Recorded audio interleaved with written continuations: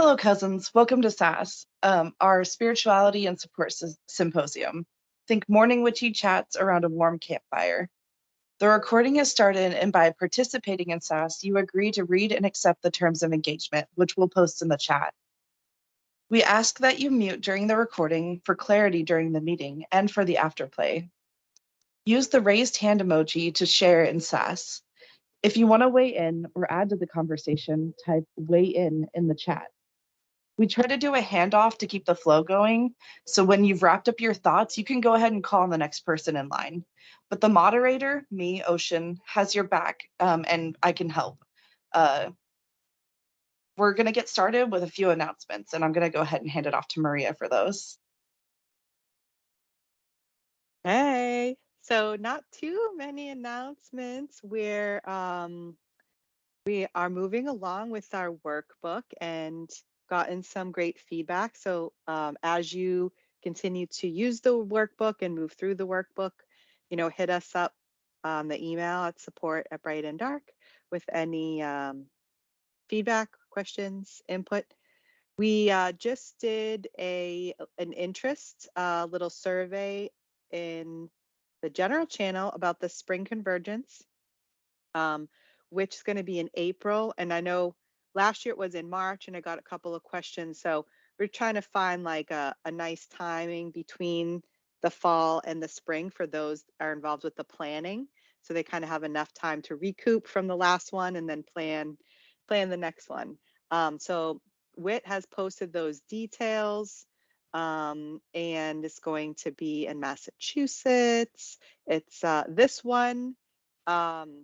The spring one is available to all members, and if you want to bring a witchy adjacent friend or family member, that's open too. So you can hit up support@brightanddark.org for questions, or if you see Wit floating around, she is the event planner extraordinaire. And yeah, besides that, our calendar is updated. So we're coming up to the end of the month preparing for Witchworks Circle. So we start gathering your supplies for that, for those members. And yeah, we'll see you at the Witchworks Circle. That's all. Jen Marie. Hello, everyone. The last 3 days in my world has been really intense. And so I'm in this tender time. So that's fun. There's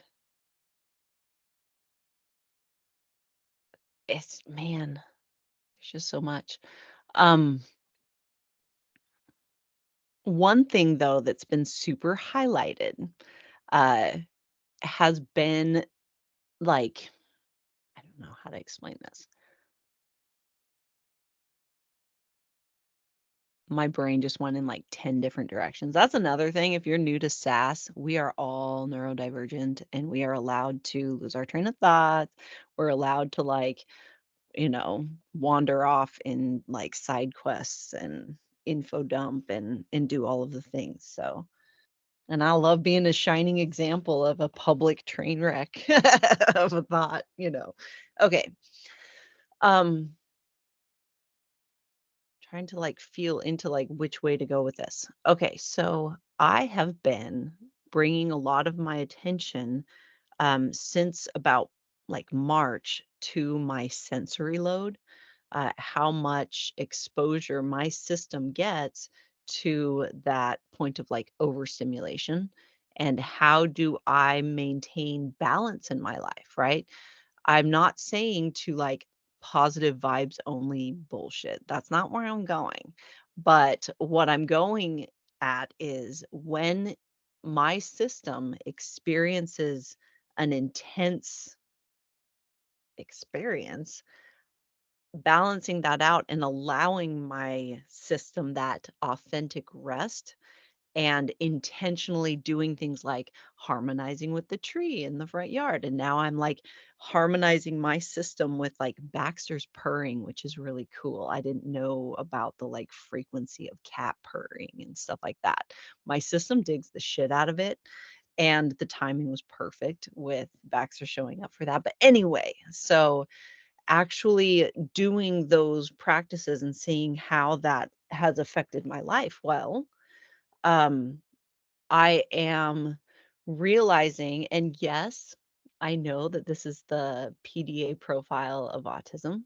I get this, but I think that there's something to the I think there's something to it with regards to this. So, I jokingly, like 50% jokingly, say that my retirement plan is to live in a reclaimed nunnery with a bunch of neurodivergent witches. Like that's the plan, right?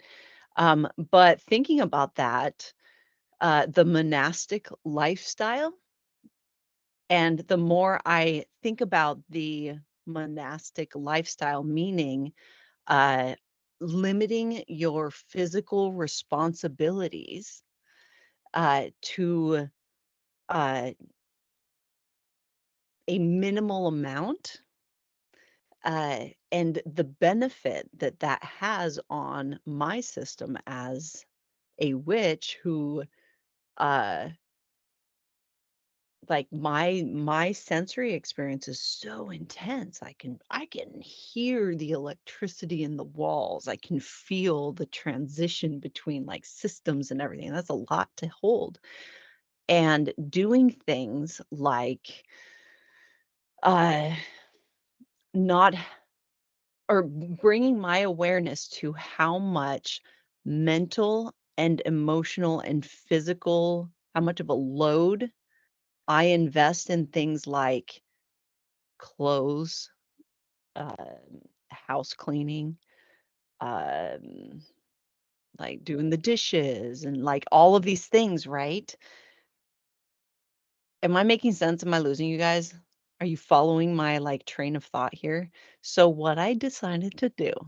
So first of all, I am a fucking tornado of chaos when it comes to just like stuff, because I'll be like sipping on a cup of tea, set it down, and it no longer exists, right? How many of us are like that? And then I get to the end of the day and survey my surroundings, and my house is trashed because I have like, oh, the wrapper from the blah, blah, blah that I just, set on the counter and walked away from and completely forgot existed. And the dishes from this morning and my coffee cup and all of this kind of stuff everywhere. My kids are better at this than I am, like keeping up with their stuff than I am. And so with that realization, I was like, "You know what? What if what if I just get a mess kit and I only use, one dish, one cup, one set of utensils, and if I don't clean them and take care of them, I don't have another thing that is available to me. I just limit it to that." Like, how would just that practice affect my overall uh, load? Because by doing that, it would remove that experience of, "Oh my god, I can see, like, the 20 dishes randomly that I've used throughout the day," right? Because I have to stay on top of it, because it's the only one I have, right?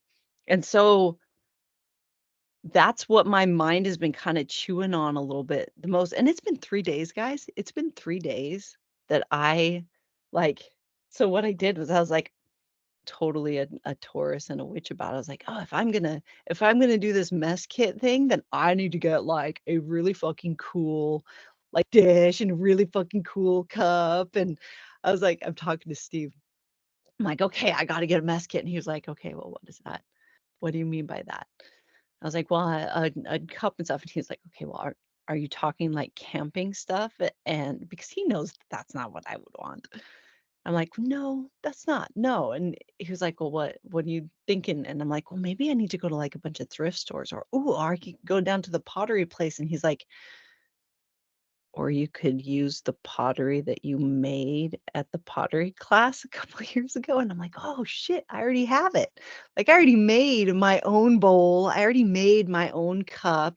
I have like, my coffee cup that I drink out of is this big chalice, this big clay chalice that I've used in rituals for the last like 25 years. Hundreds of witches have drank from this chalice in moments that were like really important to them. And now I'm like drinking out of that every morning. That's my coffee cup that I'm drinking out of every morning. And then the dish that I eat from is one that I made myself.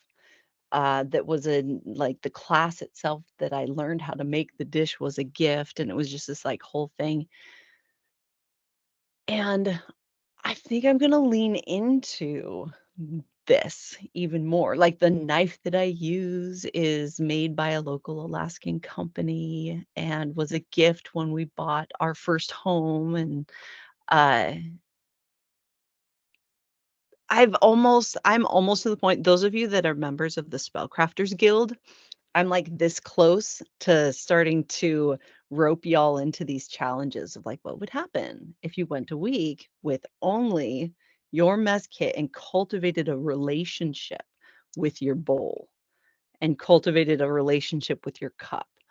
Like what would your meal times look like when you treated the like tools and things that you use as if they were close friends? So that's what I'm doing this week. I'm excited to collect that data. I've never taken it to that level before, and like I'm curious about that. And I've been thinking a lot about other like monastic kinds of things and how it makes a lot of sense. Uh, as a neurodivergent mystic, robes. Are you fucking kidding me? Like that. If I only had to worry about my goddamn robe and didn't have to worry about, oh, what pants am I gonna wear? What shirt am I gonna wear? What blah, blah, blah, blah, blah. And they're all like drapey and cool and like comfortable. If I prioritized my physical sensory experience and just put things on my skin that felt good and like awesome, how much of my brain space does that free up? Could you guys hear Rufio's claws? That was awful. Um, wouldn't that be crazy? Anyway, so that is what it feels like um I'm going to be exploring this year. So about at any time you guys can raise your hands and participate in this like oration that apparently I'm on. But in my practice, this is the time of year that I start really thinking about what I want to work on over the course of the following year of this like the next sun cycle. And this is the planning phase ish. This is where I'm like allowing my system to explore what feels good and light and right and aligned. And this concept of sensory load and prioritizing my relationship with the uh, ah, things that I use every day. English is the language of the oppressors. There isn't a word for what I'm talking about in English, and it frustrates the shit out of me. Um, because I'm sincerely getting to the point where I do not believe in the concept of thing. Like does that make sense? I can't even say it. It doesn't feel like a truthful like word. And even when talking about like God, I mean it's everything, right? And so that's why I think it's time to actually spend some significant time really exploring taking that to the next level of like what would my life look like if I only had things in my life that I had a relationship with. And if I don't have a relationship with it, why am I keeping it around? Why am I maintaining it? Right. And I've always been kind of a minimalist, guys. I'm very nomadic most of my life. I didn't own more than what I could fit in my car in or pack into my car in like an hour tops, you know. So, uh, but this is different. This stuff is different, and so yeah. Does anyone have any of you guys explored this kind of thing of that like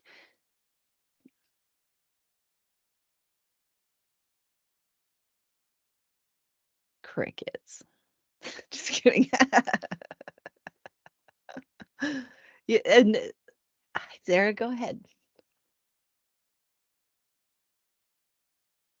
I can totally resonate with what you're saying. I think our lives in general become so much excess because of all the consumerism, all the shit you got to have.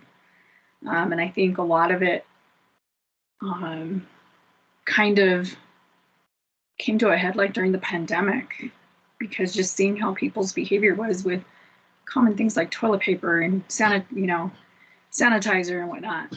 And then so I've been trying to like purge my life of a lot of the stuff that I've collected over the past few years. So like last Saturday, it was just giving me anxiety. I'm like, I've got to clean out my office and clean out the closet, because that's where things get dumped, is the closet. And it took me, I'm like, oh, it'll take me an hour or two. It took me all day. And at the end of it, there was so much stuff that went out to the trash, that boxes, just boxes like, oh, I can use this for shipping and packing and whatnot. All of that went out to recycle. And then I have currently 2 boxes in my hallway full of stuff that I can take to the homeless shelter for donation. So I think it's just we get so used to hanging on to stuff, and especially with people with ADHD brain, where your interest can go, full gung ho on one thing, and then you burn out on it, and then you're on to the next thing, and you start collecting those things, and then that loses your interest. And then, like, I have a closet full of good intentions on hobbies: crystals, candles, yarn, for crocheting, just all kinds of stuff, coats, scarves, accessories. And it's like, I'm not using any of this stuff anymore. I work from home. I literally had to purge all of my business clothes. And instead of taking them to the Goodwill, I called the homeless shelter, and I'm like, look, I know there are people that need clothing for when they need to go for interviews or whatnot. I'm going to drop these off because I'm literally never going to wear these again, ever. And they're just collecting dust. So I've been doing a slow purge. And while I've been doing that, I've been going through the junk drawer, because I believe everybody has a junk drawer in their kitchen or in their house, and getting rid of stuff from there. So it's like, I don't want a full-blown project of every day or every weekend I'm getting rid of stuff, but a little bit at a time. I'm like, if I haven't touched it, I haven't used it, I don't need it, it's gone. And it's just interesting how that clears the energy from your space and from your mind, because when that shit is piling up in my closet, it's stressing me out mentally. At some point I have to go through all that.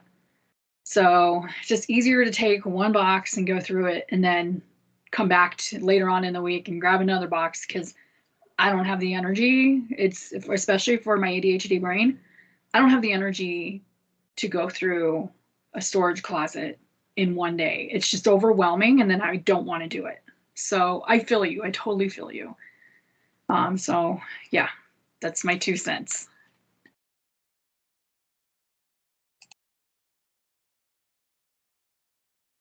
Am I next, maybe? Let me see. Yes, I am. Oh, when you were talking, I don't know if you, and I never really watched it, but a couple years ago, there was this woman called Marie Kondo. You did, yeah, you saw that. And it was like, just what does this bring, I didn't bring you joy or not? And that like reminded me of that. Um, I, for me, this subject ties into the social conditioning, because I like shopping, and I know that I'm getting the hits of dopamine, and I know I'm very aware of that process of like what that, um but I have yeah, trying to been thinking about that a different thinking about bringing items in as well, changing my relationship with like what items I bring into the home. um and I really had to think about what am I doing here? Like, am I trying to in terms of like when I purchased, my home, like, am I just trying to keep up with like what everyone's doing, what's like in trend? Like farmhouse was a big thing, and like I feel like everyone's house kind of looks the same, which I don't like. And so like examining my relationship of what it meant to fit in, like these things that I need, that I think that, I want, and what does it mean? Am I trying to just kind of like fit in, or do I really like, what is the need for the item? Um, and it's funny, like when it comes back to it, the only things I really miss are my toys from my childhood. Like those are the one things that I wish I had. Uh, like I'm about to I'm like I want to bid on the Shira castle on eBay so bad, but it's like $100, and I'm like, so it's just like interesting, like the when I really think back of like, because I will get into these zones of like purging um items, and definitely just do have to, as I'm now in my 40s, like I do notice I can't go hard and like clean all day anymore, or else the next 3 days I'll be like nothing. So it's just been learning how to work with my body on cleaning, actually, and just in general, cleaning anything.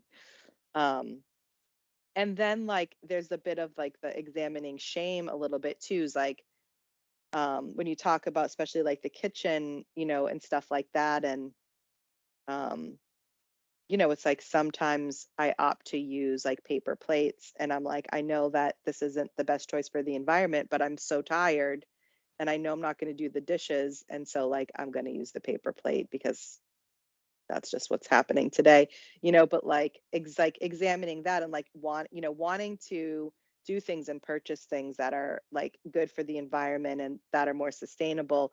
But sometimes I have to balance that with like how I'm feeling, um but yeah, I think it's a really interesting thing to just examine that, I like these items, like why do I actually have these?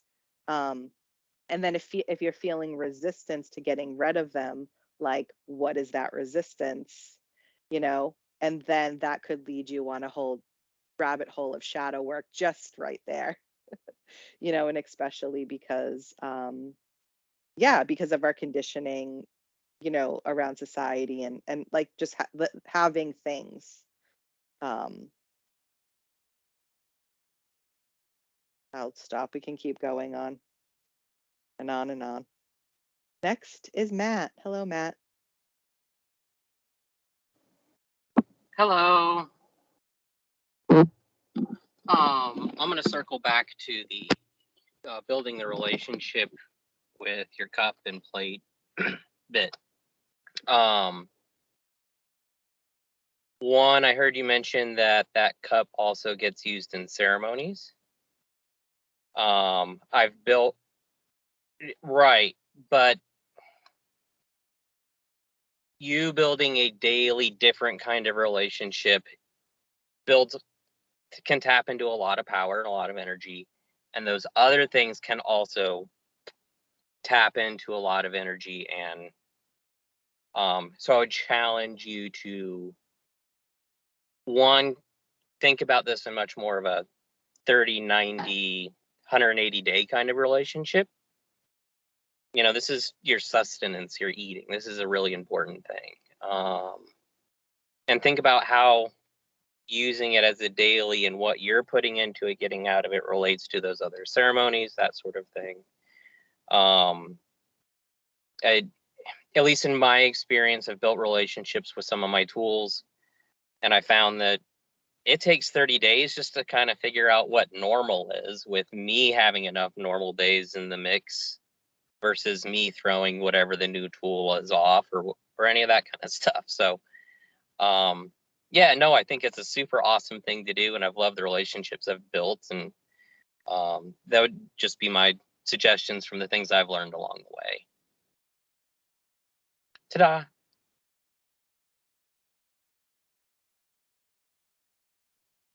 And I'm next.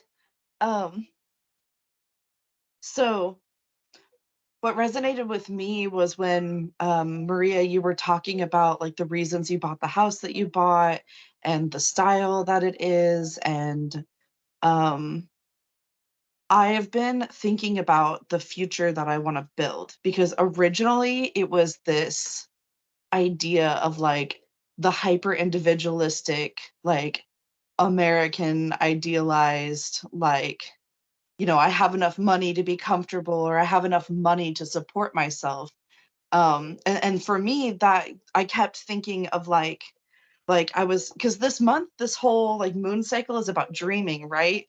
And so me diving into my deepest dreams was like, oh, ideally I would have like a comfortable space, like a nice big comfortable space where I would be able to have like uh staff, like a cook and like like people who were like paid a living wage and like not like indentured or anything crazy, but like just I would be able to afford support is what my idea was. And my house would be like my own art piece and like stuff like that. And it's like, but what I realized is that that hyper individual in that hyper individualistic lifestyle um uh it is just a craving for community, is literally just like seeking community. And the way that I want to create art out of like my house, it feels like that's almost like my role in community rather than the like just the thing I want to do for myself, like helping people figure out their creative flows and connecting to their houses and like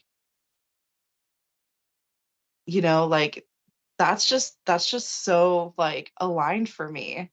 And but I really used to be so attached to like what will things look like and will I be taken care of, and I'm leaning in this winter to taking care of myself.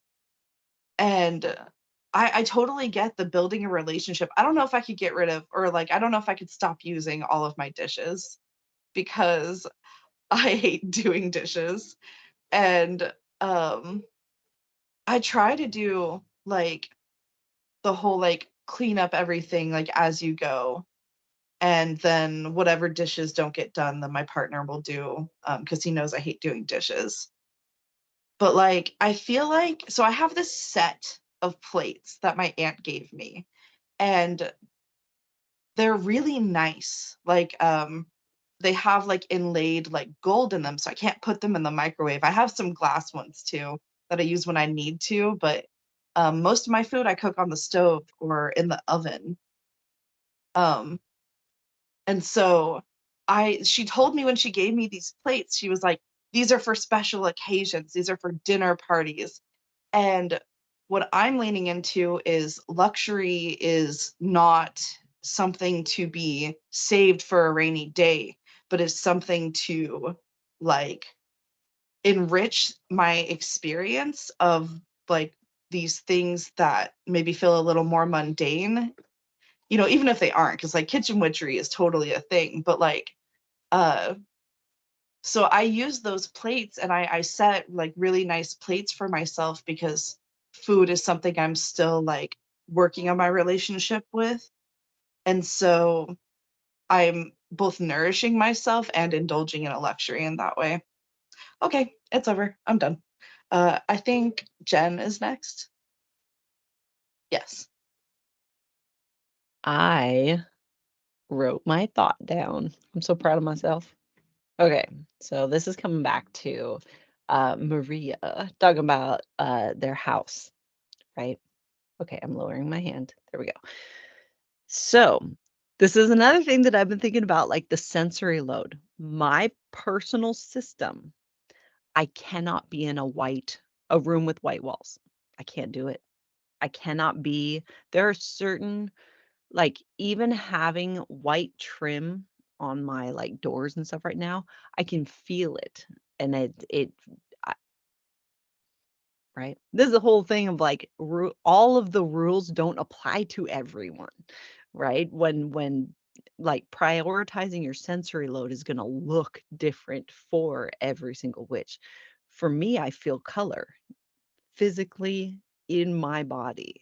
And so the color of a room has to be like I have to take that into consideration if I'm going to prioritize my sensory load. And that is something that I've only like recently accepted about about myself.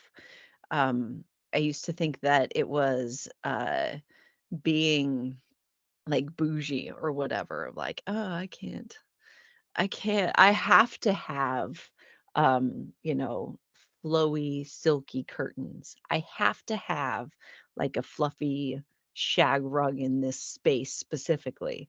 This thing has to be the color black. I used to think that that was just me being super extra because I have an interior design background. But now I know that I have an interior design background because I physically need to be able to learn how to change physical spaces because of my sensory experience. So, uh, yeah, I think that sometimes when we see things and we're all like all lit up about it, sometimes it's because we do need to have that in our space. It's not necessarily the dopamine hit, but discernment between the two of like, am I purchasing this because I intend to cultivate a relationship with this thing and it's calling to me, or uh, am I purchasing this because I have an unmet need somewhere else that this is, or I'm feeling powerless in some other area of my life and I need uh, that, right?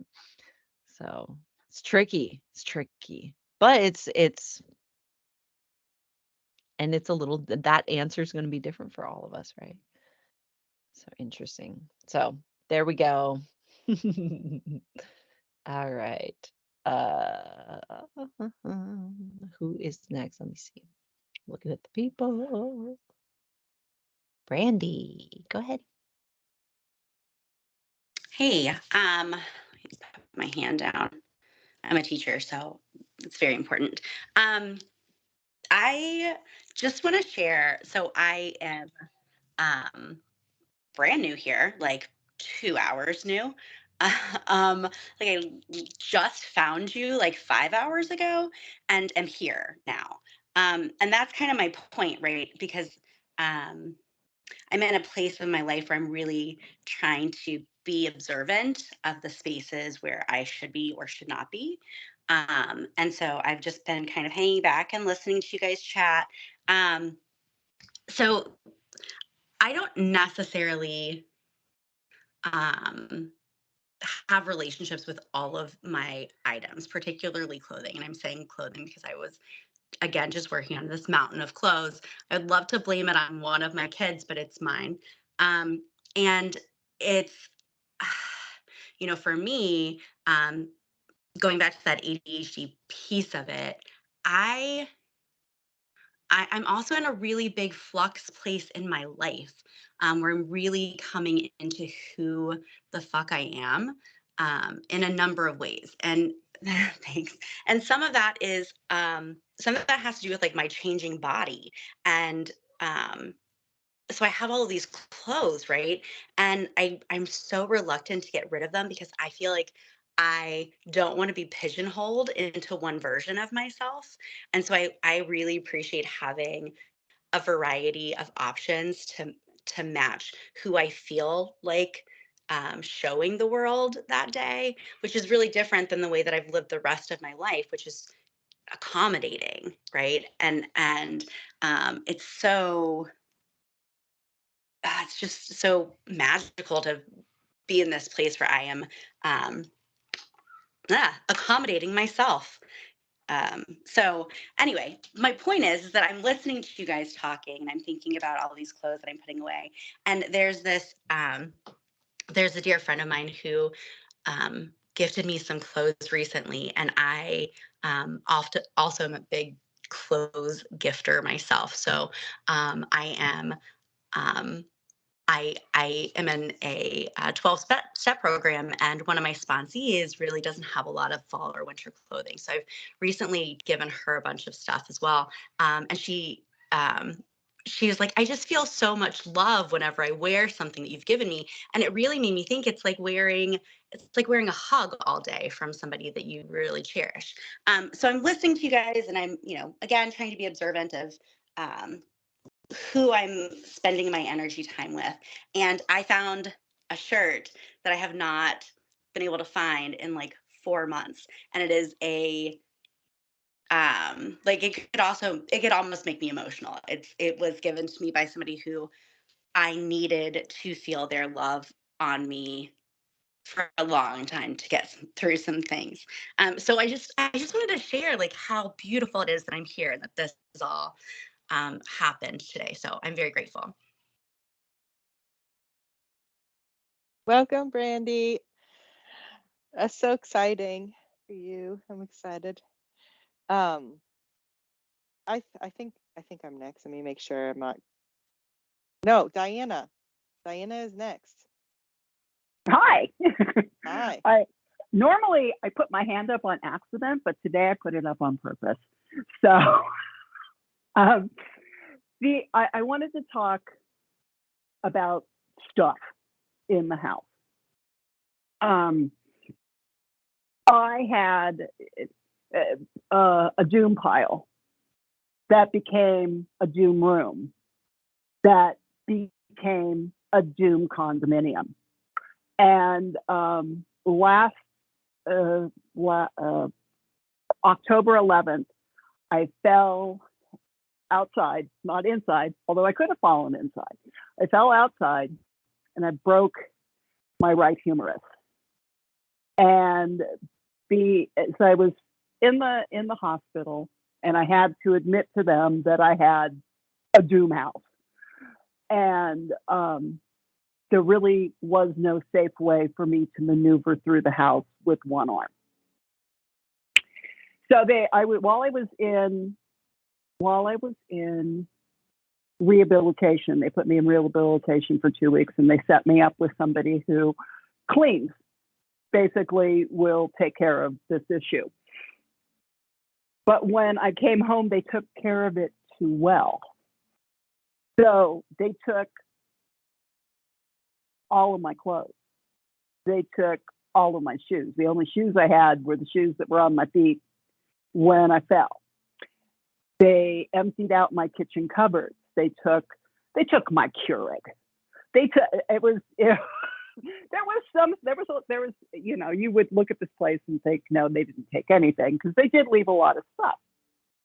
But my friend who was trying to help me with this issue she's like, you gotta be prepared when you go home that, there's nothing there and all this other stuff. And she's worried I'm going to be upset. And I walked in and the feeling of relief, having all of that stuff gone. I realize now that having all of that items in my house was just blocking all of my energy, all of my creativity. And I'm looking at it as a chance to start all over again. I've had this condominium for 30 years. So there was 30 years worth of doom in this place, but it's all gone now.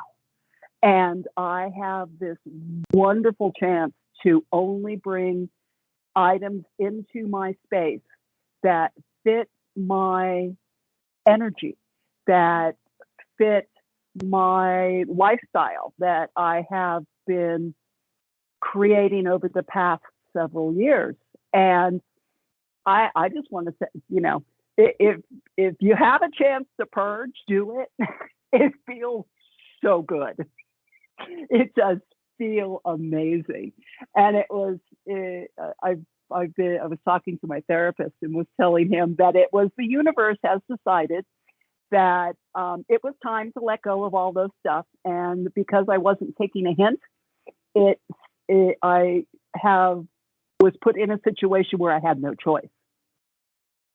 But it was the best thing.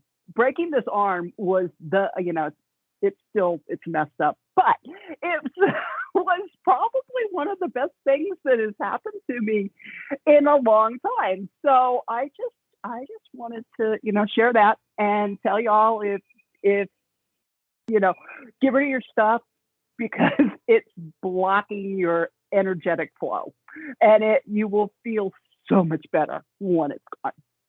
Just don't do it like I did. And that's all. And now it's Maria. Way to be in the for me, Diana.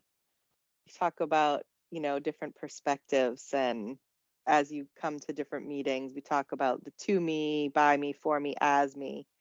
So like way to be in the for me with that whole situation. I was thinking about something that Jemery said about the like calling to a tool or an item for your home versus like the hit of dopamine. And I think like that's something that if you wanted to engage with more, like you can explore that and feel out what it feels like.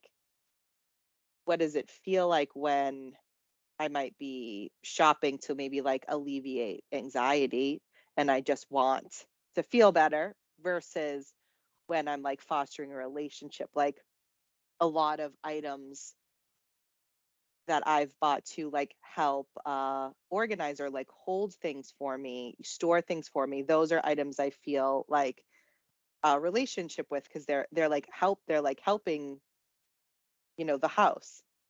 So I feel like that's something that I could too like feel into a little bit more. One thing that I started doing, because a lot I've mentioned, I like stay up late and not I just really do like to stay up late. And so sometimes when the world is asleep, I like to be awake. I feel so calm during that time. I know some people get up really early and feel that. So I like to go to bed when y'all early people are getting up and, but sometimes during that time, I might be sitting there and like, being online shopping. And so the relationship that I kind of have with myself is I put it in the cart, but I won't like necessarily make the purchase so then I can feel out like that next day. Like what was that in that, in that moment? And that's just something. And sometimes I go back and I'm just like, no, I didn't really want that. um, but it's just something that I kind of do to like sometimes in the moment I might be having other emotions that need sorting out. So I'm like, just put it in the cart and it's enough to like help me move on. And usually in those cases, it's probably something that I just was looking for the dopamine hit. Um, Also, when y'all were talking about these like big purging, I'm like, what a great ritual, like be a witch about it and, make a whole ritual out of that. And, you can really, I feel like that could like deepen your connection with that whole process and really be a whole release situation. Yeah, that could just be such an awesome ritual. And if, you might be at a point in your practice where you feel comfortable doing that, but those of you that are in the foundations program, you'll kind of learn, different ways of which you could do that. But that would be fun.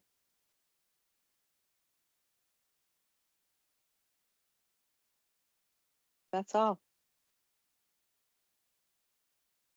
And now we sit in silence till someone raises their hand. Demery. So the other thing about this too is that it doesn't have to be a big purge either. It can be a like gradual purge where and an intuitive purge too. There's so many different ways of going about this. Like I do or am trying to do every week on Saturday my kids and I, we do a reset of the house. So, we clean the bathrooms, do the like where you move everything off the counters and clean instead of just like the day-to-day kind of stuff. So we do like that kind of stuff. And incorporating like a little special box that I put things into that I'm releasing as I'm going through this like house reset. If something is calling to me to be released, then it goes into the box, right? And that can be a part of this like gradual process. And then being more exceptionally mindful of when I'm bringing something in. So if I'm bringing it in, it has a purpose, there's an intention, and it is like special, right? uh, yeah. And I don't know, that stress of like it doesn't have to be this like I'm gonna completely reorganize my I call it my closet of wonders because it feels better, but it's like every creative tool for like a million different like projects. I justify it by saying that, all anything that is an art tool is a potential spellcraft. Like you can, that's what we're doing, right? So if I have like wood burning kits and grommet setters and all of that kind of stuff, then it's an opportunity to be more creative with my magic. But the truth is that can be a gradual and not an overwhelming thing. So I see hands up. That would be Beth Ann. Hello, how are you? So speaking of not holding on to things, with Christmas coming up, I I have 3 kids and I am trying to move us away from physical presents.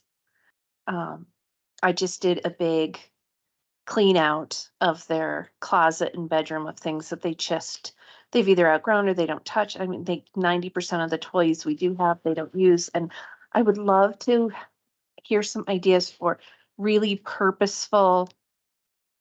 Um, I knew you would like this, Jen Marie.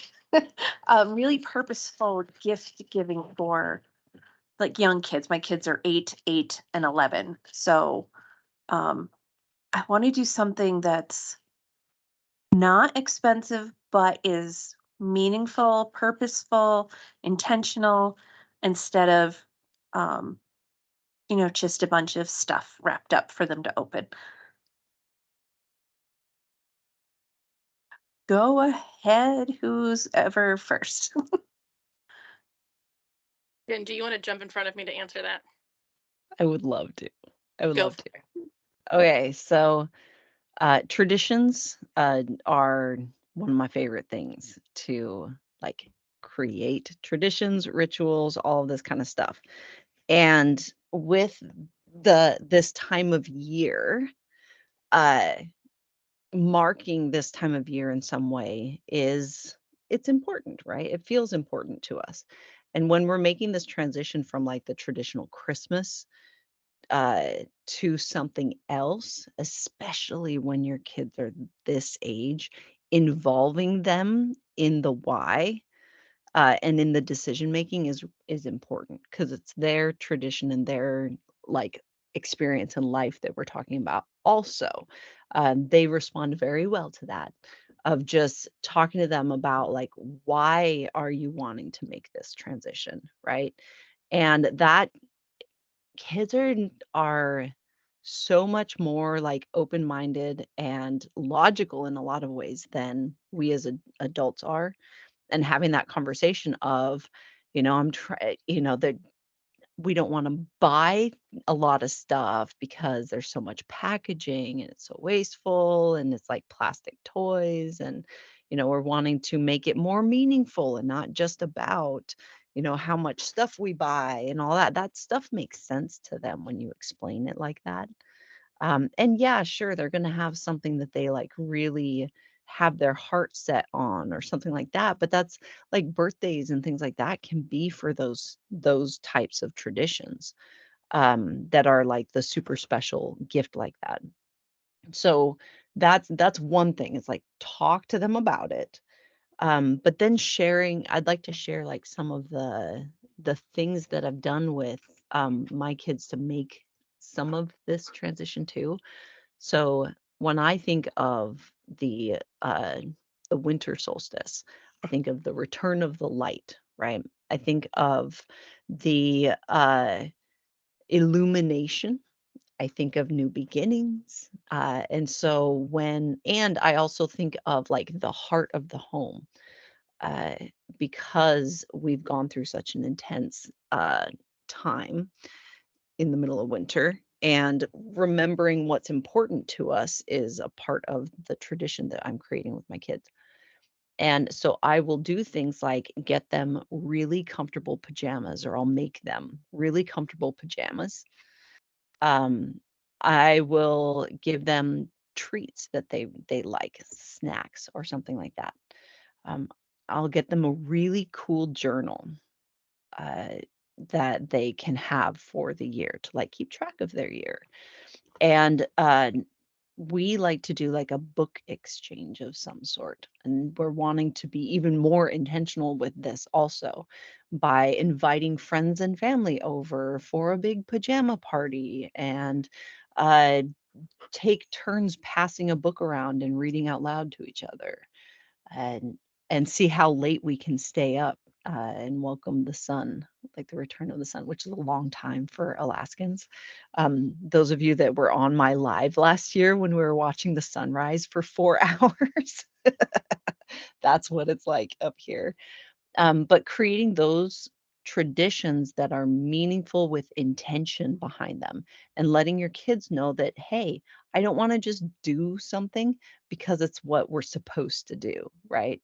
I never did the Santa thing with my kids. I never did the Santa thing, the tooth fairy thing. I never did that because, or the Easter bunny, because I didn't want to. I was like, and I'm not saying that you should do what I do. I I just I didn't have that from the beginning, so there wasn't any like dialing that back at all. So yeah, it's a complicated thing, and I hope that was helpful. Go ahead, Wynn. Thank you. I love those ideas. I'm going to take us back to the topic before this one, real quick. Jen, did you have something else? There's a few weigh-ins in the chat on Right. this topic. Then never mind. I don't need to. So go for it. People, everybody else weigh in.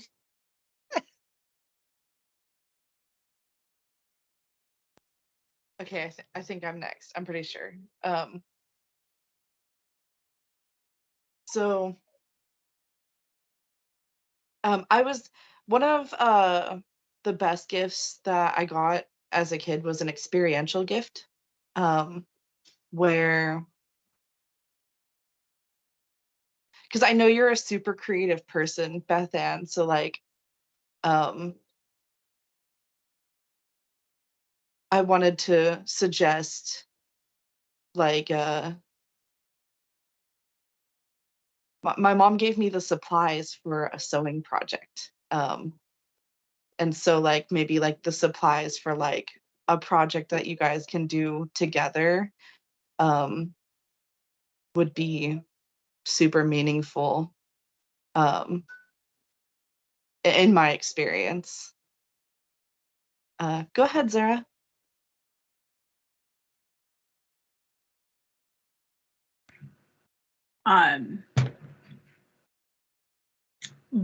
This one year, because I think during the holidays, it's again become so commercialized. It's buy, consume, and not just with your family, but also with work.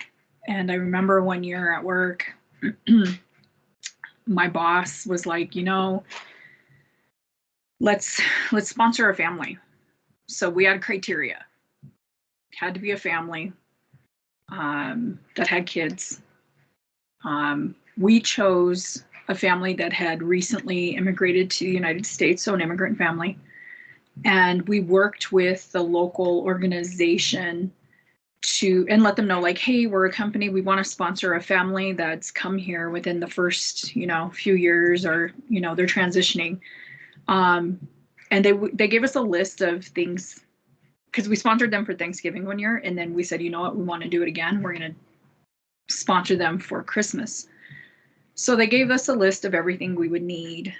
And at this time we had a team of like 15, 16 accountants. And they gave us a list, and everybody on the team pretty much divvied up what we were going to get on the list. And then we delivered those items to the family for like Thanksgiving. And then when we went back and said, hey, we really love doing that, because we didn't want to do gifts for ourselves. We wanted to reach out to the community. So we went and said, hey, can you get us the same family or a different family, and give us a list of everything that, they have kids, what they, their desires are, what they need. And again, it had to be a family that had recently immigrated to the United States, so they get that integration. And we got the list, and the entire accounting team, we put together our resources, and we went, and not only did we purchase like the dinner, like the food items, especially for families that first come here. It's really, money is tight. Your resources are very tight. And so we purchased everything that they would need for like Christmas dinner or whatnot. And these were items that they had requested. And then of course the kids, we went through the list, and we went above and beyond, and it was so fulfilling. And we loved that so much that every year we would do that. We would sponsor. And then with our own family, there were a few years where like, you know what, we don't need anything. We have so much, we have everything we want. Let's sponsor a family.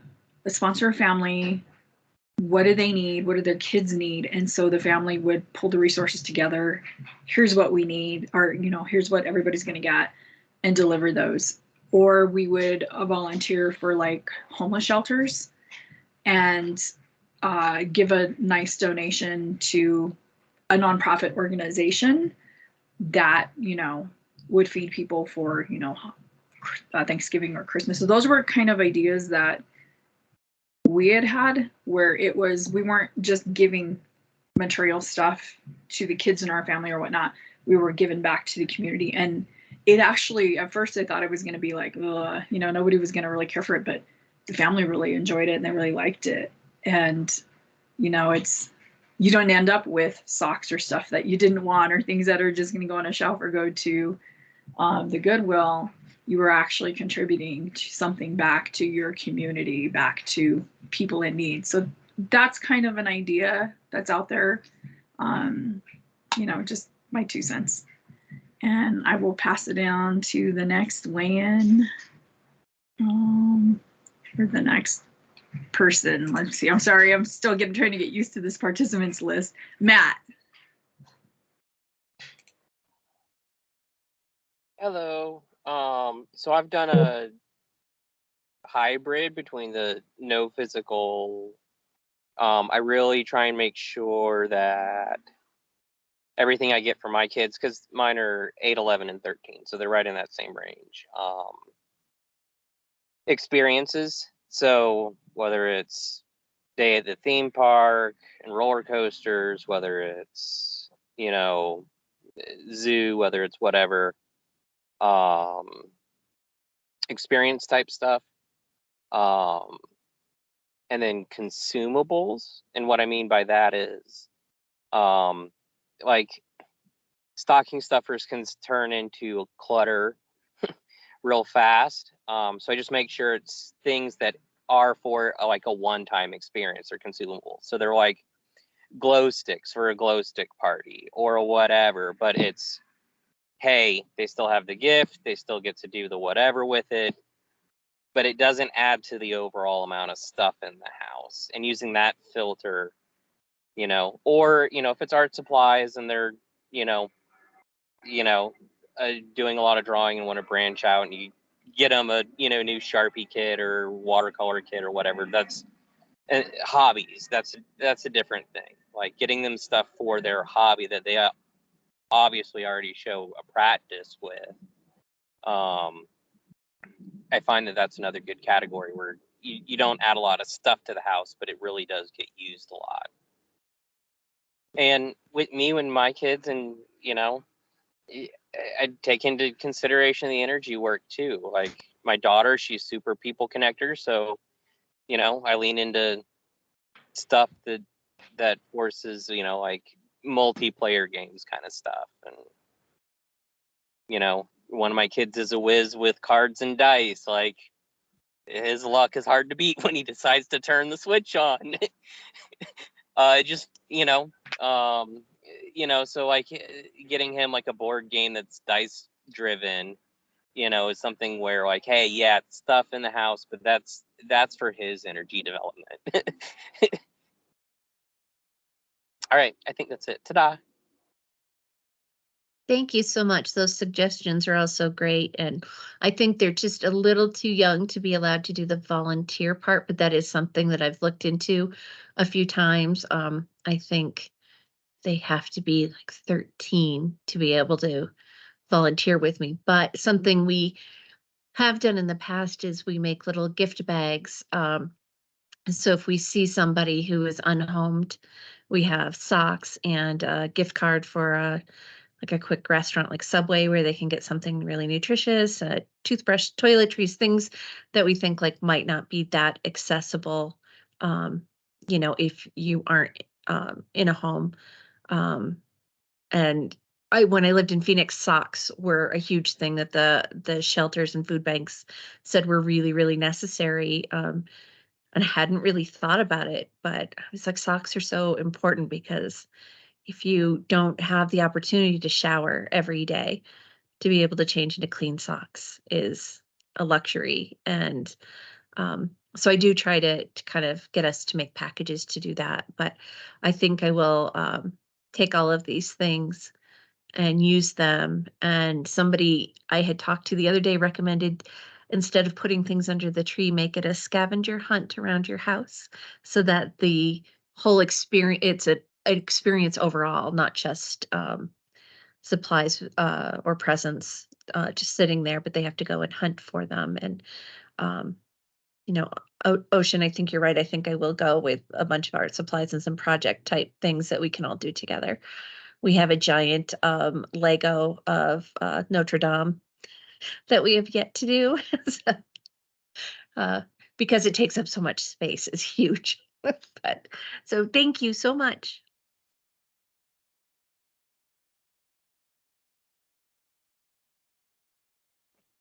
Hey, Wit, you still wanna circle back? I think that topic has failed, so we're good.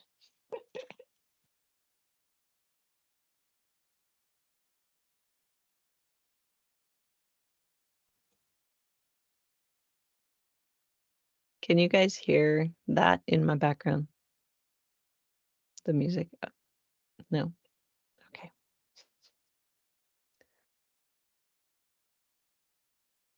My daughter's singing with the ukulele right outside the door, and I don't want to stop her because it's amazing.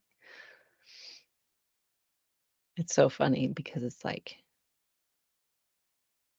they're so good. Kids, man, they're so good. And I get like you're so proud because it's like your kid doing this really cool thing. Then they don't want you to bring like any attention to it. It's so hard. I'm like crying to myself. Just like, oh my God, Mom. It is, I do have to admit that it is very odd. Just looking at a bunch of bubbles with letters on it. My brain doesn't want to like make the bubbles with letters people. And so I just tend to like go into my internal narration. Whatever that means. Anyone who's spent time up here knows I'm constantly talking. If I'm not like talking to myself, I'm talking to my dogs.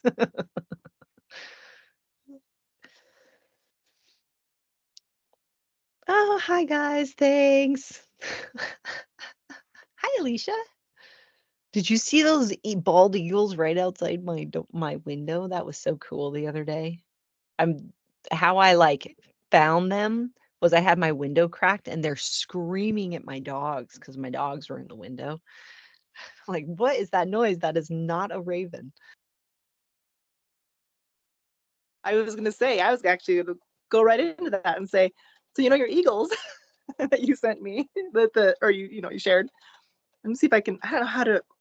Let's see. How do I rotate my? Anyway, maybe I'll just turn my camera around. I don't know if you can see out there. Can anybody see that? It's snow and it's like rainy on the tops of the mountains. It's got snow out there.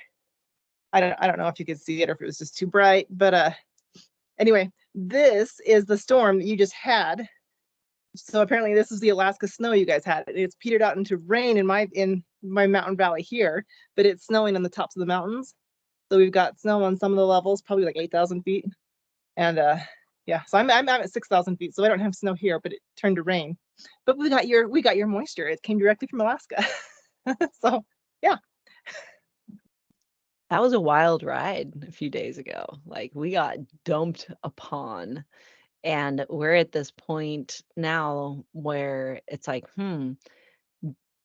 do we shovel it off the roof or leave it at like the Alaska life? Is it worth climbing on the roof and shoveling before the next like snow dump? Or will the sub-zero temperatures evaporate the snow enough to where it's not going to be problematic? Because that's what we're all up in now. I think it's a balmy -10 degrees or something right now. We might have broken at an even 0, but it is cold outside. It's officially frigid in Alaska. But I'm not having to knock snow off of the trees. That was to save the trees. Oh my God, that's some dedication right there, guys. I'm just saying. I should have gotten that on camera of me like up there with a 12-foot picker pole knocking trees out of knocking snow out of the trees in the woods behind my house. I don't care. I don't even care anymore. I am the crazy neighbor lady.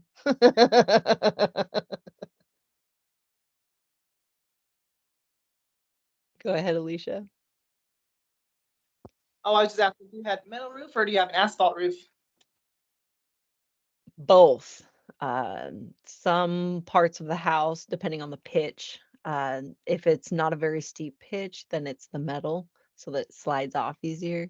And the steeper pitch is the like asphalt stuff, but it's a different kind of asphalt stuff than what they use in the lower 48 because of the sub-zero temperatures affect the shit that's on there. I don't know the science behind it, but apparently when you live in the Arctic, you have to have special concrete, special road building stuff, and special like building supplies as far as like roofing materials and things like that. It's interesting. So, and now you know. And knowing is half the battle.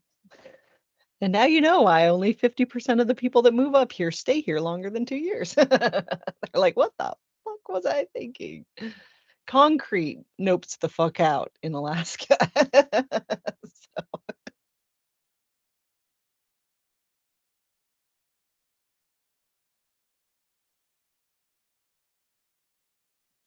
I'm seeing Verity say bikini weather. Like if you look, well, let me see if I can do, it'll adjust. It is cold out there. Can you guys see that? Oh, stop. Adjust.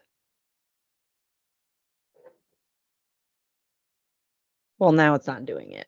It's not doing it now, but it is bright sunshine, clear blue skies, and a sheet of ice over everything.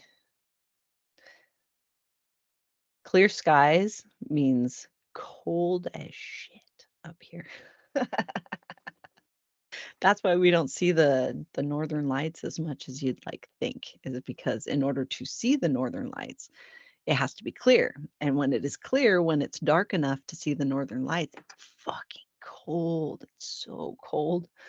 Go ahead, Petra. I feel like I grew up in Saskatchewan, which is kind of in like an Arctic corridor.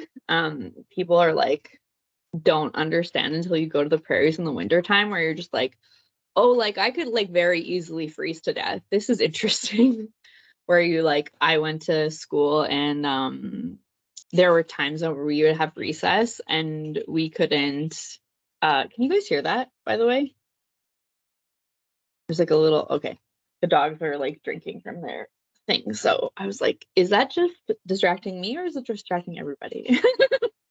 But yeah, we'll have like recess, tons of recesses in January where they're like, yeah, literally the wind is too cold for you to go outside, because we'd have like wind at like 30, 40, sometimes 60-kilometer winds. So like, I guess miles would be half of that. So like still like 30-mile-per-hour winds is like nothing to mess around with. Like, we're tiny humans and it makes it significantly colder. So, but it's interesting to like move to somewhere like I'm in BC now, and it's like it's not as dry. But I like love this conversation. I think people are always like the wet cold and the dry cold people, right? They're like, it's a wet cold, it's different. And it's like, it is absolutely different. The wet cold will like steal your soul. It's just like, are you cold in your bones though? Are you? Because like, that's wet cold. And dry cold is like, as long as you're wearing a windproof layer and you're like, every surface is covered, you're actually like pretty warm. But wet cold is like, screw your layers. I give no fucks. I will be like trying to like steal your life force. I remember being in Vancouver for an elective in school, and it was like, I don't know, late March, early April. I was sleeping in a basement, staying in a basement suite, like sublet, and being like, I might die here, like under this down quilt, because I was just like, this is the coldest I think I've ever been in my entire life. Like, my toes were cold until I got to the hospital to the work every single day. And I was just like, my like, they're called preceptors, but my attendings were always just like, what's wrong with you? I'm like, it's cold here. And they're like, aren't you from Saskatchewan? I'm like, yeah, but it's not wet there. Like, I sleep on like this down mattress cover and a down thing over top, and I literally like I would like hide under the covers so hard, because I was like, this is the coldest I've ever been in my entire life. And there was just like one little heater for the place, and the lady was like, you can't run it all day. And I was just like, the heck I can't. I will be doing this, because I feel like after the first night I was like, no, it's too cold.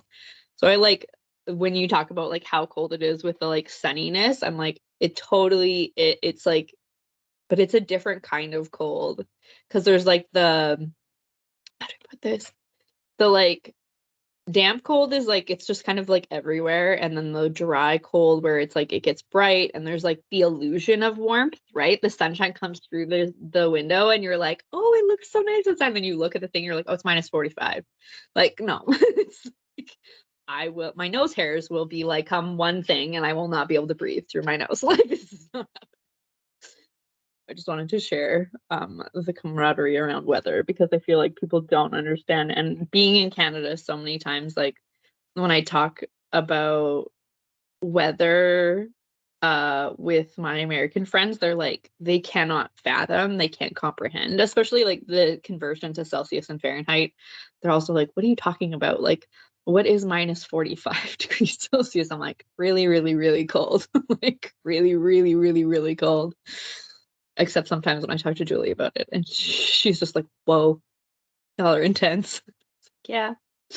Also, I don't know if we do this here, but I was gonna say, if anyone feels like sending good healing vibes our way, Piper has like a skin infection on her neck.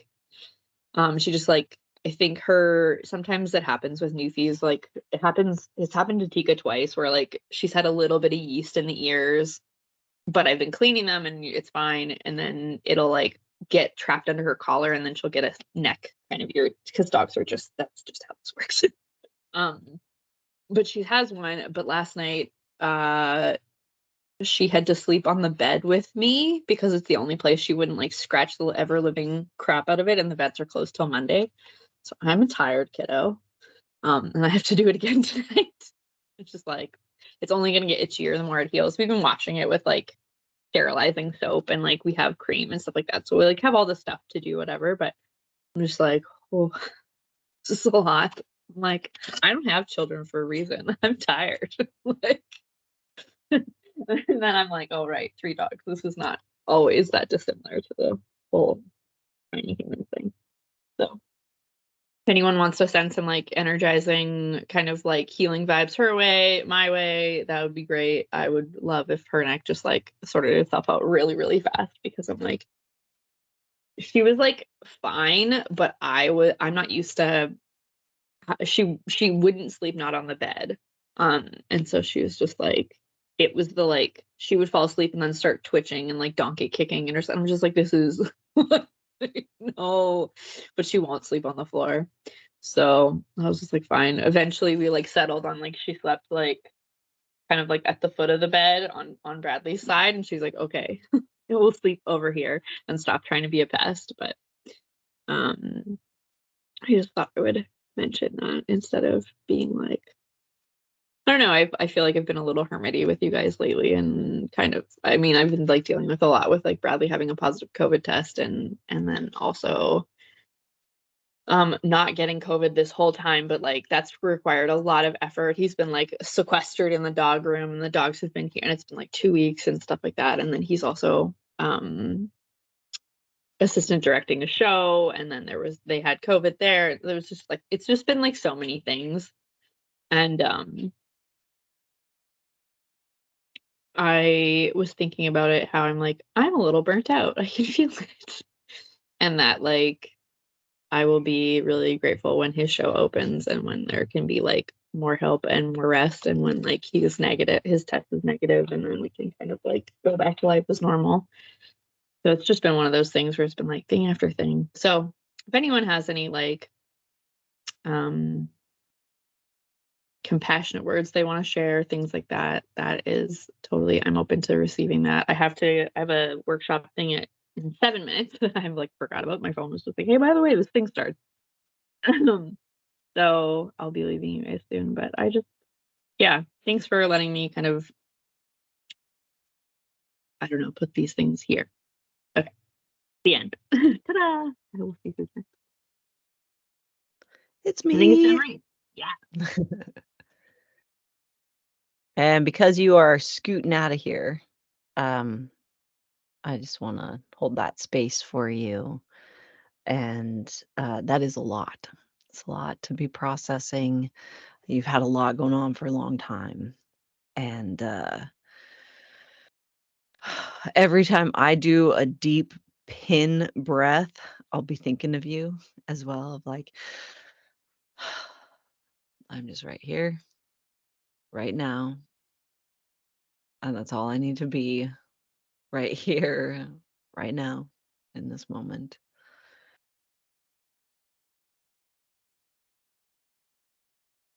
And thank you for your vulnerability and for coming to this space. And I was also going to talk about the sub-zero temperature thing too, like, and I love that you brought up the whole like the nostril situation, because that is one of the great like internal like how I can tell what the temperature is based on how quickly my nose hairs freeze at a certain point, right? If it's just like a gentle It's so tickle, true. we're like flirting with single digits when it's a gentle tickle when I go outside. But when it's just like immediate, it's about 0. And then when it goes sub-zero and it's dry like that, it's difficult to take a breath. That's something that you don't hear. There's a reason why people cover their mouths uh, in the winter time, and it's because that when you can't breathe air that cold into your lungs. Your lungs nope that hard and it just like catches. Or it feels like I don't know, I get this like imagery of like Mortal Kombat, right? That frozen guy, that Sub-Zero, I think is his name anyway, where he just like the breath that's like super cold. It feels like the cold air is like coming out of you and all of the moisture in your entire like tract is going along with it. It's pretty intense. I'm using lots of words, but it's intense. And yeah, that's more of like knowing your system. That's how my physical body responds to different temperatures. Uh, I can tell how cold it is based on what my body is saying to. Ugh. My dogs are super into it though, which is annoying. They're annoying about it because they want me to play outside with them, and I'm like, dude, I am not covered in fur. It's like freaking ableist. My dogs are being all like, you should be able to do this too. Like, have you looked at this? What about this?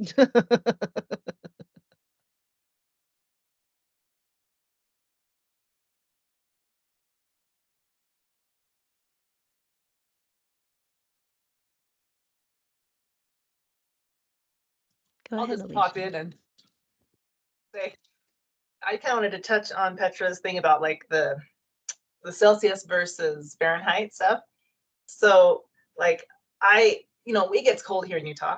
It gets really cold in the winter. Like January and February, we'll have like a couple solid weeks a lot of times where we're routinely floating above 0, -2, -5, So I mean, it's not as cold as like Alaska can get, but it gets cold, and it is a dry cold, and there is a big difference, but it still is really cold.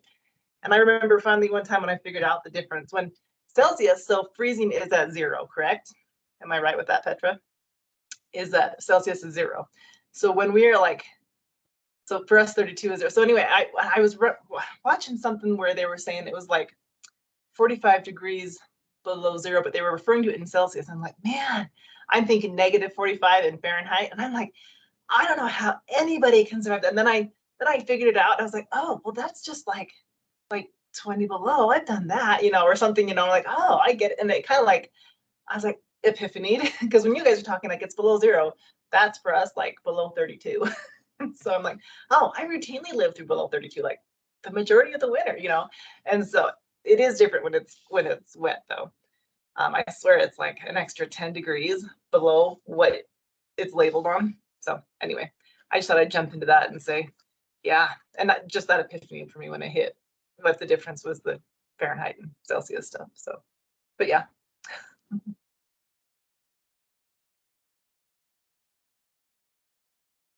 This is on topic, but it's just like a story time, random story time, proud moment kind of thing, and about weather. So some of you guys know that most of my family moved down to Tennessee this last year. My parents finally retired out of state, so they're not on their roof shoveling several feet of snow in their 60s. Anyway, so my dad is a good old boy, right? Ex-Navy and like everything competition and rah, rah, rah, rah, rah, right?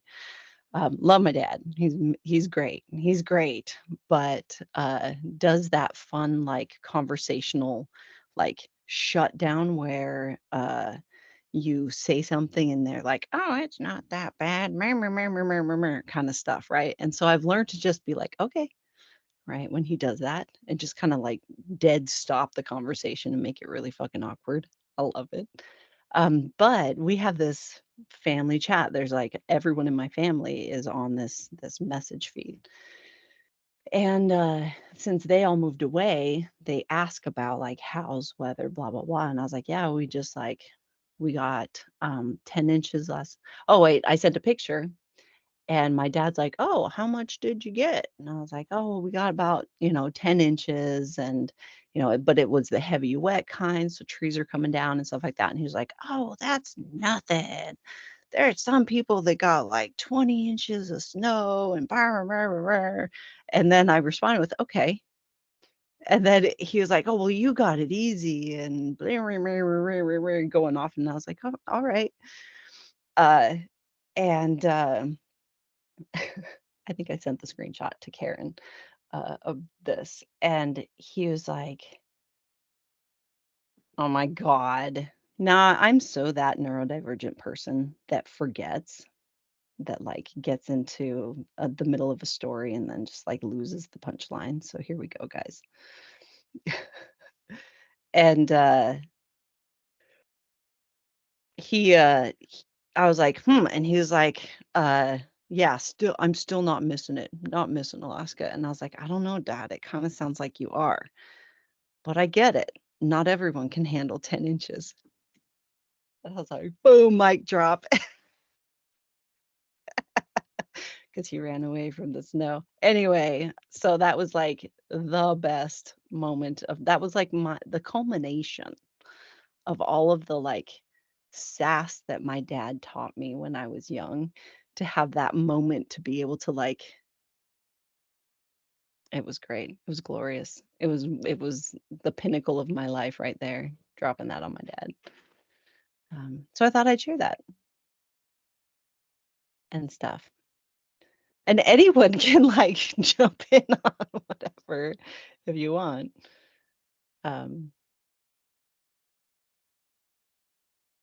Hey guys. We could ask Y- What did you say?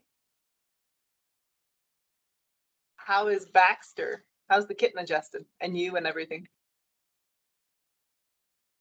So cat life is totally different than dog life. Just putting that out there. Like everybody says that. Um, for those of you that don't know, I just brought my house demanded a feline component to maintain the balance of occupancy. Meaning we lots of mice, and that's a common thing in Alaska, and everyone has house cat, and we were in denial for a long time because we're dog people, right? And I know nothing about cats. Well, the thing that I've always said has to happen in order for me to get a cat, for me to be like, okay, universe, I get it. I need to get a cat, happened. Down to a box of kittens showed up at my daughter's work, and one of them was black, and then I mean, it was just like this, the whole thing. So I brought Baxter home, and Baxter, like immediate bond. And I've never bonded with a cat before, and so it's weird because they like smush their face all over your face all of the time and are kind of aggressive about it, honestly. Um, and he just is really, really snuggly and just really ideal. He's fitting in and really well.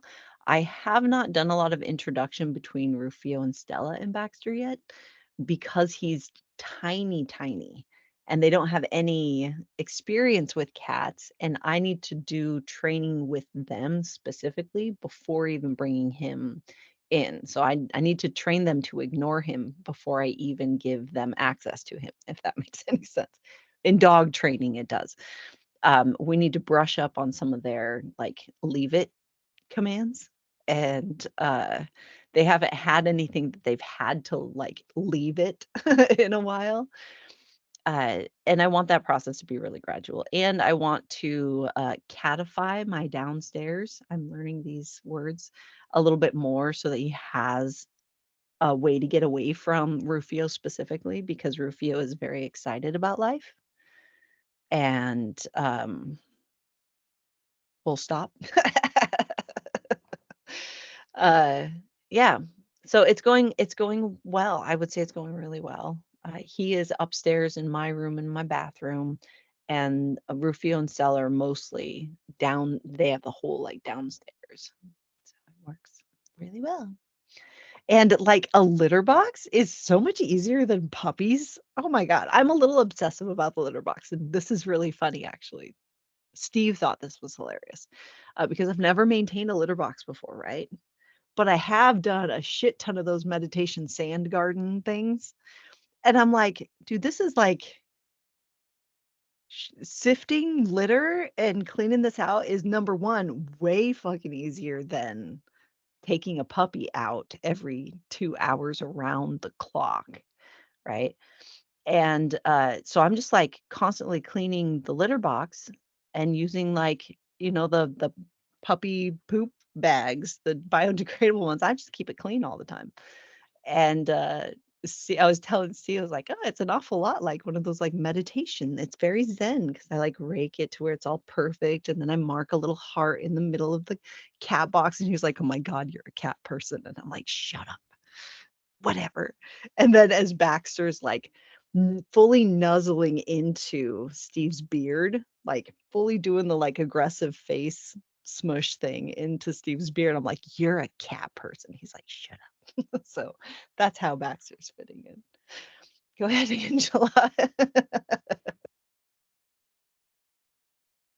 Yeah, I just had, can you guys hear me? Okay. Yeah, I just had one thing to add to that. I don't know if you're aware of the feline distribution system. So it's the concept that cats will find you when you're ready, whether you know you're ready or not. They will show up into your life. So it hasn't hit me yet, but I'm sure it's coming. And then I also just wanted to circle back to what you were saying about your dad, because I got a kick out of it. My dad like raised me to be very independent and very outspoken about what I want, and then he gets very upset when I use that against him. So when I don't agree with him on politics or something, and I come back at him, I'm like, well, you taught me to be this way, so deal with it. That's all. And also, guys, I come from a family of tricksters. All of them are like super dark sense of humor, very smooth talking, silver tongued, like tricksters. All of them are like that. My dad is the one that taught us all to be like that. And very, very sassy and snarky and all of that. So when I say that it was the pinnacle of my life, it wasn't necessarily that like, I knocked down my pious father. No, no. My entire family, like standing ovation, have been waiting for this moment to get my dad and have him walk into something so perfect like that. So yeah, that's well, the back history is important. Context is important.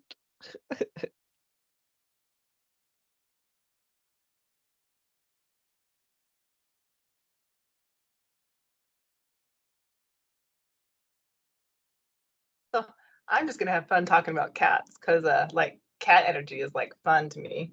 The difference between cat energy and dog energy is really, really interesting. But so one of my cats, I've had all kinds of different cats growing up, dogs and cats. I've always said I'm a dog person, but I'm a both. I love both. But one of the cats we have now, his name is Bowie, and my sister-in-law had him.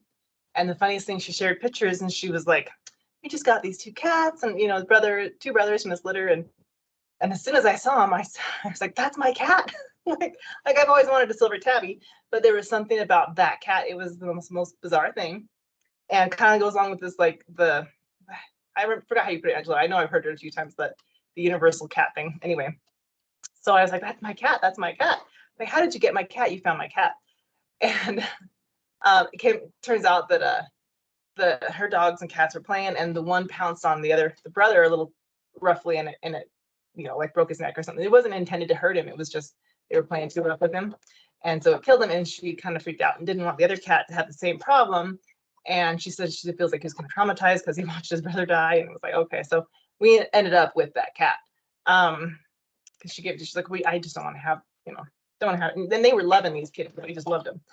But so then we ended up with this cat, and he's the funniest thing because he is very, I mean, he's a cat, but he's so much like I guess the best way to put it is like he's like a gargoyle.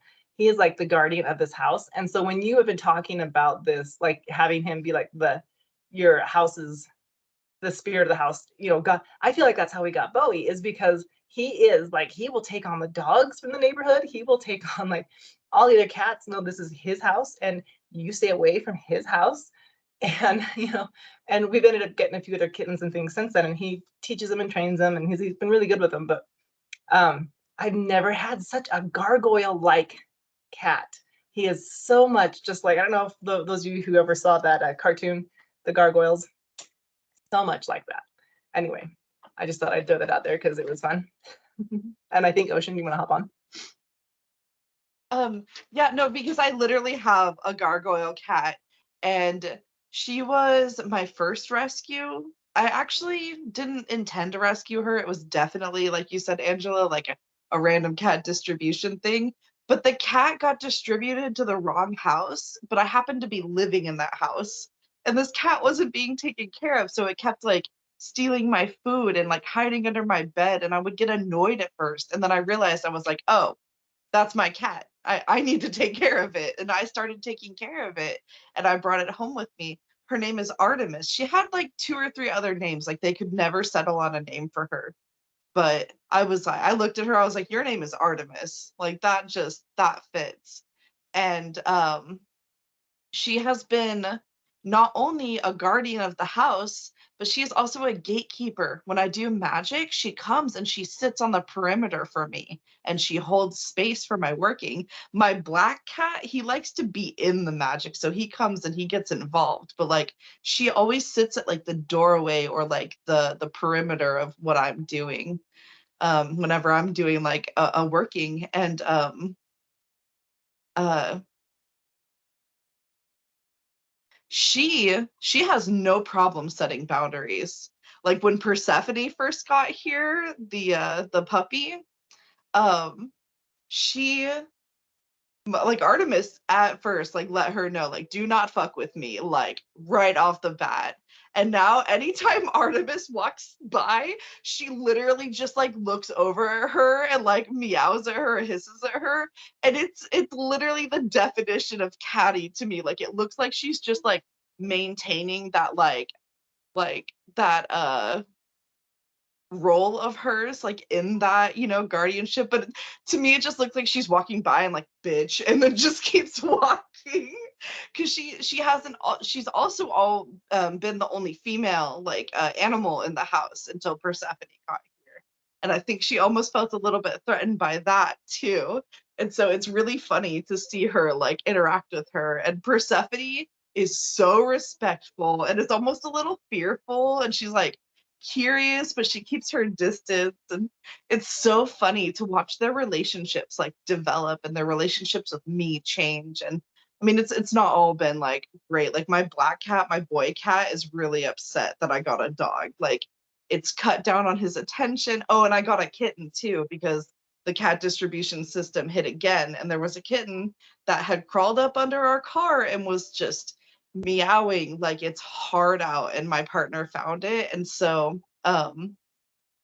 that's little Tyke. It's my little like abundance cat. Like they're so special. They're like a little orange cat, and they're like polydactyl, so they have like 2 extra toes, and they're just the embodiment of like luck and like good fortune and alignment and advocacy and like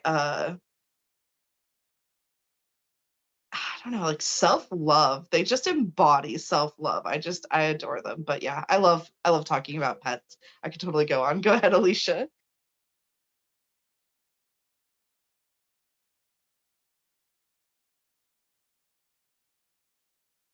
Ah, sorry, I think I was hitting wrong buttons. um, I had a story and I forgot what the story was that I was going to talk about. Something about my cat, and I don't remember now. Yeah, it's gone. So someone else I know someone else jumped in and was wanting to say something, but yeah. Yeah, man, I can't think of how was it? Yeah, if anyone else wants to pop on, if I think of it, I'll pop.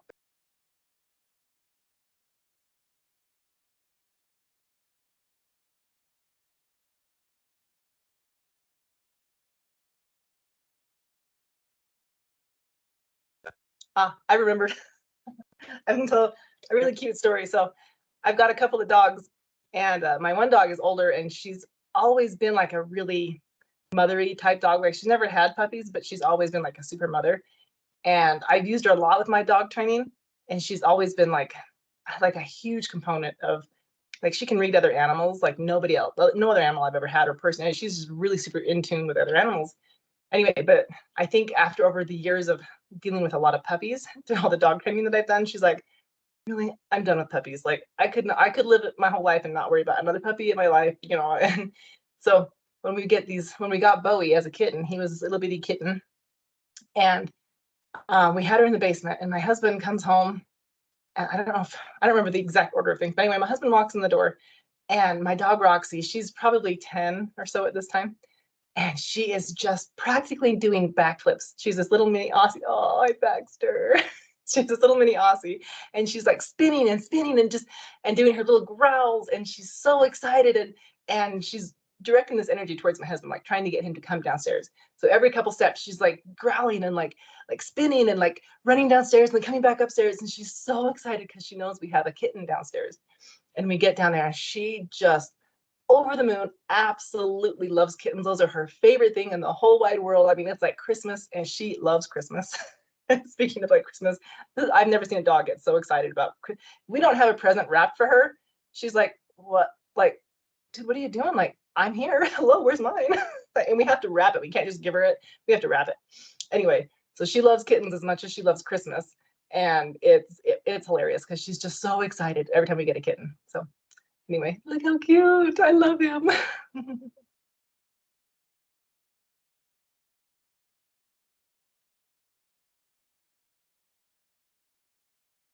You're on mute. Is he purring?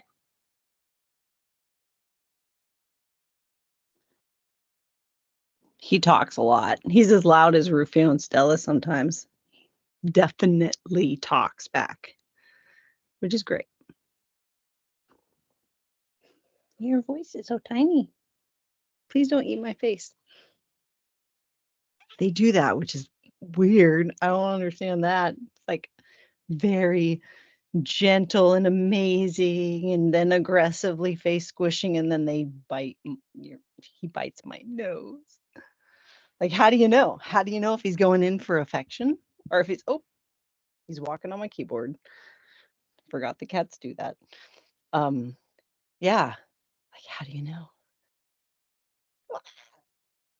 So, in my experience, and from what I understand about cats, it's they get overstimulated at a point from being touched, and that's when they bite. And as he gets older, you're gonna recognize his signals more of when he's getting overstimulated.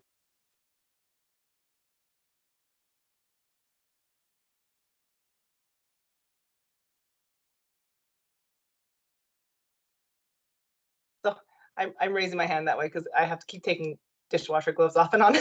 um, so one thing I've heard is that cats are referred to as like the autistic of the animals. So like they are like they are like on the spectrum kind of thing for the animals. So like they get overstimulated super easy, and they're very neurospicy as far as like each individual one. Like when you have a cat, you don't just have a generic cat. Kind of like with most dogs, I mean, they all have their individual personalities, but there's a generalness to a dog. With a cat, you have a cat. Each cat is very individualistic.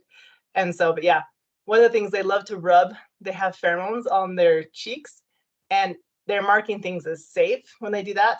But here again, then they get super overstimulated really fast. I don't know if you saw my one cat wanted to be picked up and held and snuggled, and then she's like, "Okay, I'm good. That's up. I'm done." And she's like, "I went off," but they'll let you know. So yeah, it's kind of fun. Anyway, I just had to throw that on there. Amy, I saw you raise your hand for a second. Did you want to weigh in too?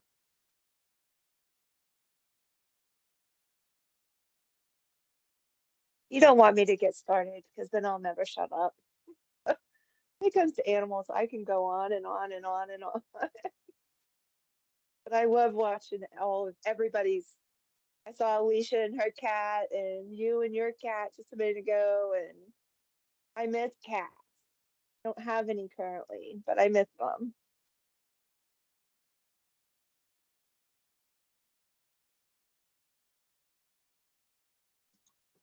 Baxter totally booted me out of the meeting. Did you guys catch that? He stepped on the keyboard. He was putting stuff in the chat too, so you're welcome. I love that it was plus signs that he put into the chat, like it's positive energy.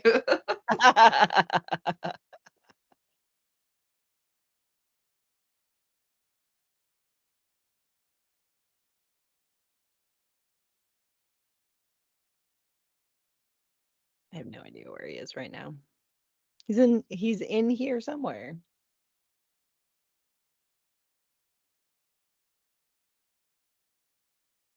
Go ahead, Verity. No, I just wanted to say when I saw those plus signs, it was right when somebody was saying about cats being neurospicy, and then all these plus signs came from you, and I was like, "Yep, that's her cat." So that's what I thought it was. Okay, all done. That's it.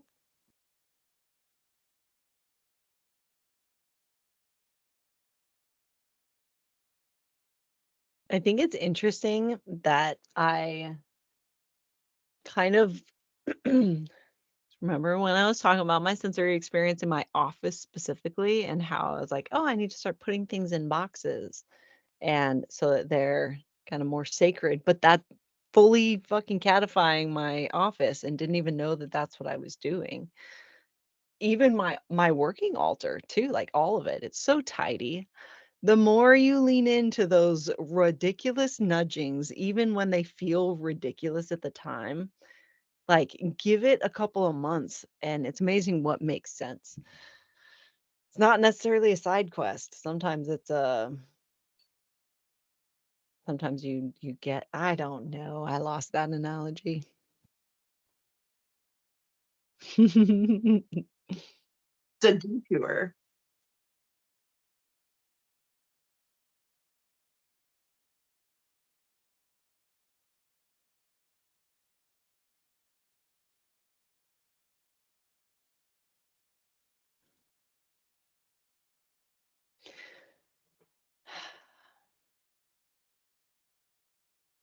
All right, guys, we have 8 minutes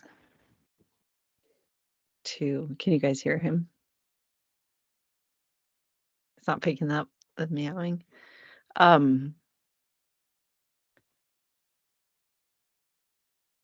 This week tends to be kind of a stressful week for a lot of us.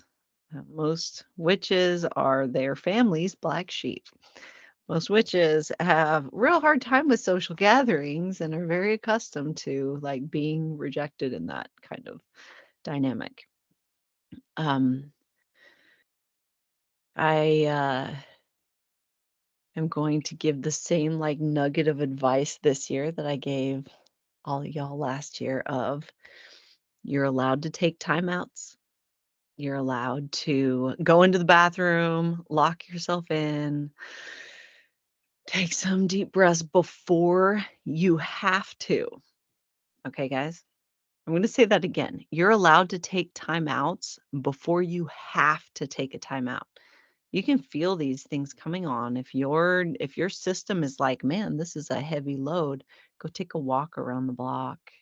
Go harmonize with the tree in the backyard. If they're gonna label you as a black sheep, you might as well lean into it and be fucking weird about it. All right, guys. Bring your weird cross. Bring your weird crystal. Snuggle a crystal at the dinner table. Like lean into it. It's okay. Like make them uncomfortable. I'm halfway kidding about that. But seriously, do the things that you're allowed to have accommodations for your support needs. You're allowed to have accommodations for your sensory experience. And we cannot depend on other people to accommodate our sensory experience. Well, we gotta be good advocates for our own system. And it's amazing what 3 deep and intentional breaths can do when you need to like hit that reset. And here's another really fun little nugget. You're allowed to dip out of whatever party, whatever, whenever the fuck you want to. You're allowed to be an enigma. You're allowed to like make an appearance and leave. There's no shame in leaving, being the one to leave early. I am the like queen at dipping out of events. I have a reputation for it, and I'm okay with that. I stay for as long as I want to, and I leave when I want to, and I 10/10 recommend. So you guys can do this. I'm gonna try to I'm gonna feel into my system on Thursday to see if because I kind of want to lean in and go live and be there somewhere on social media so that there's this safe place for you guys to dip out of whatever it is you're doing and take a breather with me. I like the idea of that. It feels really aligned in this moment. And I'll keep you guys like posted. If you want to subscribe to my live, apparently that's something that you guys can do, and it'll let you know. If you're members of the if you are participating in foundations, we usually post about it. I really, really like hanging out with you guys in the public setting. It makes me feel a lot more like comfortable. Because as you can imagine, it is very awkward. So thank you, everyone, for coming together today, for joining me in this space and sharing your perspective and sharing your lives. This SASS is a breath of fresh air in chaos sometimes, oftentimes. And I appreciate you guys.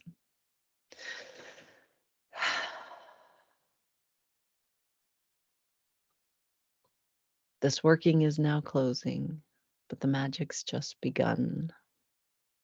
I humbly thank the elements in both the moon and sun. To all who chose to bless this flow, I now sincerely thank you. May your practice be expansive and your course be clear and true. Have a great week, guys. Bye.